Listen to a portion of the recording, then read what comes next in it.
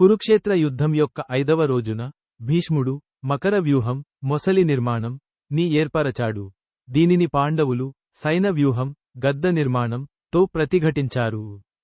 భీముడు అర్జునుడితో కలిసి భీష్ముని ఆధ్వర్యంలో కౌరవ సైన్యంతో తీవ్రంగా పోరాడి భారీ ప్రాణనష్టం కలిగించాడు. ద్రోణుడు కూడా పాండవుల వైపు గణనీయమైన నష్టాలను కలిగించాడు. ఈ రోజు తీవ్రమైన పోరాటం, అనేకమంది యోధుల మరణాలు మరియు నిరంతర మారణహోమం ద్వారా గుర్తించబడింది. చివరికి కౌరవులు దాని ముగింపులో స్వల్ప ప్రయోజనాన్ని కలిగి ఉన్నారు. 5వ రోజు ముఖ్య సంఘటనలు. 1. నిర్మాణాలు.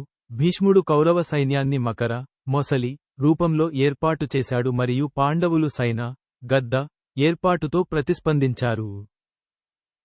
2. కౌరవ విజయాలు. భీష్ముడి దాడిలో పాండవ సైన్యం నష్టపోయింది.